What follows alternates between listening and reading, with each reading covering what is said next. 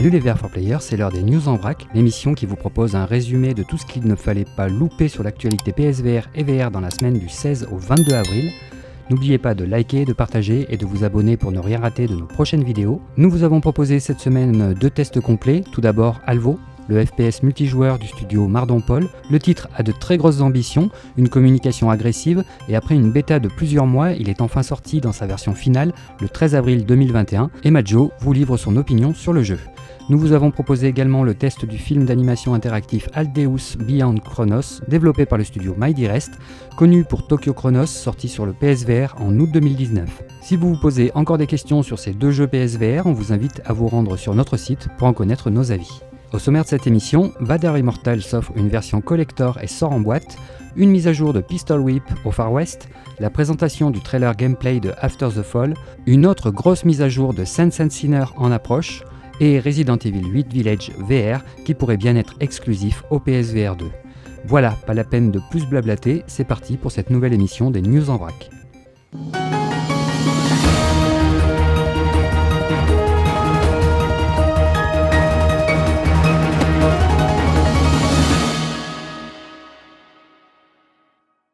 Chers collectionneurs, friands d'éditions physiques et fans de la plus grande épopée de science-fiction de tous les temps, vous serez ravis d'apprendre la coopération du studio ILM Lab et de l'éditeur Purps Games pour la vente d'une édition spéciale de Vader Immortal sur PlayStation VR. Cette édition spéciale de Vader Immortal Star Wars VR Series comprendra le disque du jeu contenant les 3 épisodes, un artbook numérique exclusif et des cartes postales.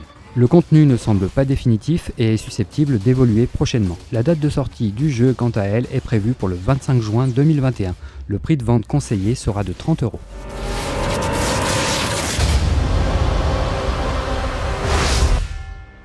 L'Oculus Gaming Show, diffusé le 21 avril, nous aura permis de découvrir quelques petites news à venir sur le PlayStation VR et sur tous les casques VR du marché. A cette occasion, le studio Cloudhead Games a teasé la prochaine mise à jour de son jeu Pistol Whip.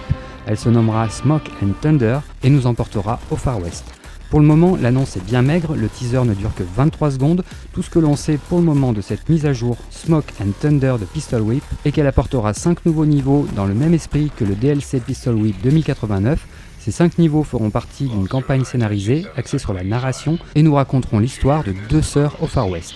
Au programme, des explosions, des trains, de la fumée, du tonnerre et des nouvelles armes. Cloudhead Games nous proposera également en complément une seconde mise à jour intitulée The Concierge qui apportera la possibilité de personnaliser nos armes de manière presque infinie mais également de customiser les niveaux du jeu. On dirait donc qu'il sera donc possible de modeler le titre Pistol Whip à son goût et à volonté. Pour le moment, le développeur n'a pas encore donné plus de détails mais tout ceci ressemble à un éditeur de niveau. Ces mises à jour seront disponibles cet été sur PlayStation VR, Oculus Quest et PC VR.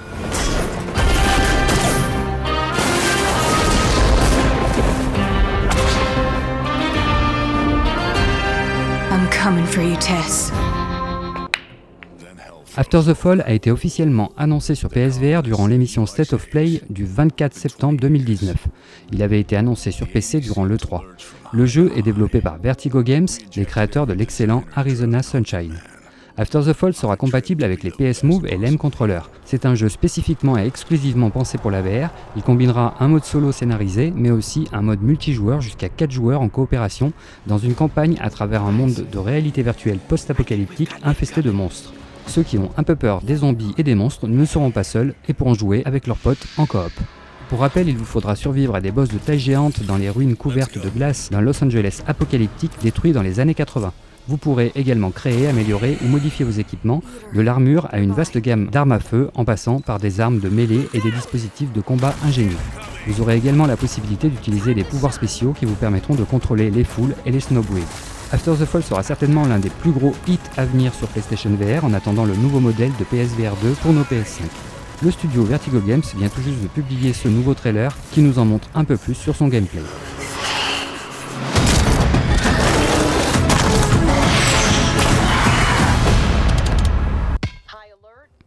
Skydance Interactive vient d'annoncer The Aftershocks Update, une mise à jour du contenu de son jeu d'horreur de survie The Walking Dead Saints & Sinners. Elle sera disponible pour les joueurs PC VR, Oculus Quest et PlayStation VR. La mise à jour Aftershocks offrira aux joueurs des heures de nouveaux contenus à explorer sous la forme de nouvelles missions, d'objets de collection à trouver et de nouveaux outils de survie à utiliser dans la ville des morts-vivants de la Nouvelle-Orléans. Cette mise à jour sera accessible à ceux qui auront terminé la campagne The Walking Dead Saints and Sinners. Skydance Interactive marque son implication en VR et continue de fournir un contenu régulier à son jeu à succès. Le développeur-éditeur annonce plus de 20 heures de jeux supplémentaires dans The Walking Dead Saints and Sinners Aftershocks.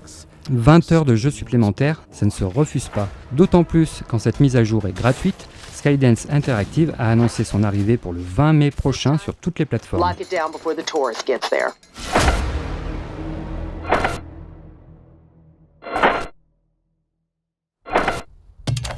Le 4 novembre 2020, Capcom informait tout le monde via un communiqué de presse officiel que son site avait rencontré des problèmes de réseau dus à un accès non autorisé. Capcom informait qu'aux premières heures du matin du 2 novembre 2020, certains des réseaux du groupe avaient rencontré des problèmes qui ont affecté l'accès à certains systèmes, y compris les serveurs de messagerie et de fichiers. La société avait confirmé que cela était dû à un accès non autorisé effectué par un tiers et qu'elle avait interrompu certaines opérations de ses réseaux internes à partir du 2 novembre. Capcom a exprimé ses plus vifs regrets pour les inconvénients que cela pourrait occasionner à ces différentes parties prenantes. Une partie de 1 Tera de données avait été divulguée sur le site 4chan après que Capcom ait apparemment refusé de répondre à leurs demandes. Cette fuite d'informations faisait état d'une version VR de Resident Evil 4 qui serait apparemment une exclusivité Oculus. Comme Village, il avait une date de sortie en avril 2021. Nous savons aujourd'hui que ces données publiées étaient bien réelles, car elles se sont bien confirmées. Resident Evil 4 arrivera bien en exclusivité sur le casque Oculus Quest 2. L'exclusivité Oculus Quest 2 de Resident Evil 4 est maintenant officielle et certains joueurs PlayStation VR ont peut-être été un peu déçus de ne pas avoir plus d'infos concernant une éventuelle version VR de Resident Evil 8.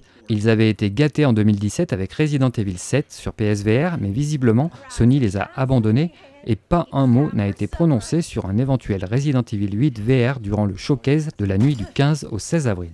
La dernière fuite publiée, celle du fameux contrat d'exclusivité satanique de Sony et Capcom, semble bien faire partie des éléments ayant fui lors du piratage de novembre 2020 sur les serveurs de Capcom. Ce contrat d'exclusivité de 11 pages entre Capcom et Sony concernant le jeu Resident Evil 8 Village présente en page 3 une mention qui va bien plus nous concerner, nous, joueurs VR. Il est écrit « Les sociétés affiliées de Sony Interactive Entertainment auront le droit exclusif de première négociation et de dernière rencontre pour petit A, tout pack matériel incluant le jeu, bundle, et petit b, tout de suite préquel, spin-off ou autres produits vidéoludiques liés à la franchise Resident Evil, y compris Project Highway, ou toute version VR du jeu produit de la franchise que l'éditeur a l'intention de développer ou de publier et qu'il a l'intention de concéder sous licence à un tiers pour qu'il le développe ou le publie sur toute plateforme concurrente. L'éditeur doit d'abord offrir aux affiliés Sony Interactive Entertainment le droit de négocier exclusivement l'exclusivité de la plateforme ou l'exclusivité de co-marketing sur les plateformes PlayStation applicables. En d'autres termes, bien que ce contrat ne traite que de la version standard plate de Resident Evil 8 Village, il est déjà fait mention clairement que Sony aura la priorité de négociation et d'exclusivité sur une éventuelle version VR de Resident Evil 8 Village, ce qui est une très bonne nouvelle pour les joueurs VR car c'est la première fois que l'on entend parler d'une manière presque officielle de l'existence éventuelle d'une version VR de Resident Evil 8. Le document est signé par Haruhiro Tsujimoto, le boss de Capcom, à la date du 11 mai 2020. Le Project Highway mentionné dans ce contrat serait une version de Resident Evil 8 Village multijoueur en ligne. L'autre point intéressant est la somme de l'accord qui est de 5 millions de dollars, et ça nous rappelle clairement le précédent contrat signé entre Sony et Capcom sur Resident Evil 7. Même tarif, même prestation. Nous n'avons pas vraiment de doute aujourd'hui concernant l'arrivée prochaine de Resident Evil 8 Village en VR sur PS5 et PSVR 2. Resident Evil 7 a fait un carton plein en VR sur PS4, 17% des joueurs de Resident Evil 7, toutes plateformes confondues, étaient des joueurs PSVR. Resident Evil 8 Village est la suite directe de Resident Evil 7. Les joueurs ayant commencé la série en VR ne la continueront pas en plat sur un écran plat. Resident Evil 8 serait le titre parfait pour lancer le PSVR 2, maintenant officialisé. Il y a un bon paquet de rumeurs concernant l'existence d'une version VR du titre de Capcom. Ce contrat d'exclusivité en parle explicitement. Et pour finir, vous avez vu le dernier trailer officiel de la PS5, Sony n'a plus honte de présenter le PSVR aux côtés de sa nouvelle console, et ça fait plaisir. Nous allons bientôt en apprendre plus sur le PlayStation VR 2 et ses nouveaux contrôleurs VR, et il semble évident que Resident Evil 8 Village VR fera partie de l'équation. C'est juste maintenant une histoire de patience. Voilà les amis, les news en vrac c'est terminé pour cette semaine. Comme d'habitude, likez, partagez, abonnez-vous. Si vous souhaitez nous aider, vous pouvez nous glisser un petit pourboire sur notre page Tipeee. Vous trouverez le lien à la fin de cette vidéo et dans la description. Je vous dis à la semaine prochaine, bis à vous et surtout prenez soin de vous. Ciao ciao.